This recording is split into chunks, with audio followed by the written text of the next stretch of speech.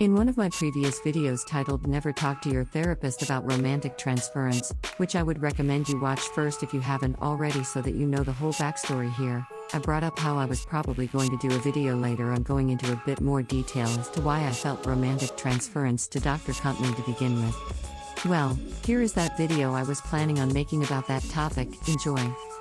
To begin with, I should point out that in some people, HRT treatment will alter their romantic preferences.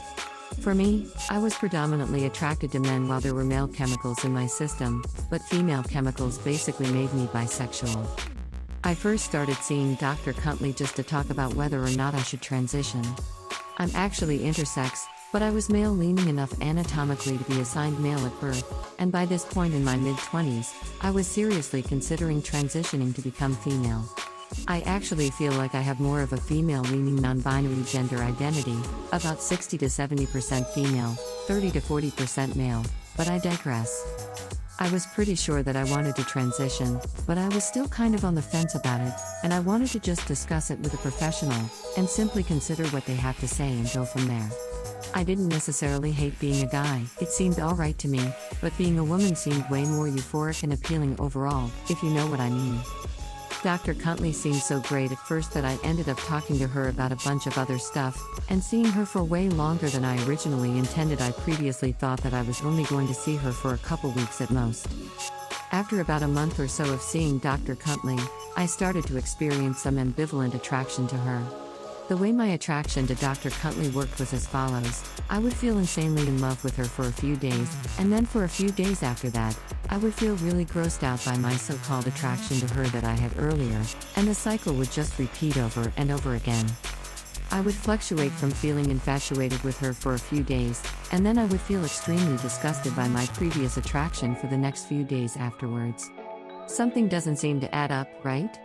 If I was really in love with her, why would I consistently feel grossed out by my previous attraction over and over again? One day while I was seeing Dr. Vampire, who was the therapist I saw right after Dr. Huntley to discuss romantic transference with, I realized that my brain was trying to make me feel attracted to Dr. Huntley, and convince myself that I was attracted to her, even though I really wasn't. This was remnants of me trying to be a typical straight man that originally arose from my homophobic upbringing. It was just a very toxic and unhealthy habit of making myself think romantic thoughts about women that I didn't naturally have, and trying to make myself enjoy them. Keep in mind that I had completely come out of the closet to my friends long before I had started seeing these two therapists, Dr. Huntley and Dr. Vampire. By the time I started seeing them, I intellectually acknowledged that yes, I am mainly attracted to men, and the idea of getting intimate with a woman is generally pretty gross to me. But despite having come out of the closet both to myself and to my friend circle, there was still that lingering part in the back of my brain that was still trying to make me a straight man without me even being consciously aware of it for quite a while. This was mainly because that was quite literally a survival mechanism that was hardwired into my brain from a very young age. If your sperm donor says that Hitler wasn't all bad because he killed the queers, then trying to convince yourself to be straight is without a doubt a survival mechanism at that point. But apparently Dr. Vampire and Dr. Huntley so hypocritically can't see the gray area here despite constantly preaching the virtues of seeing the gray area to me.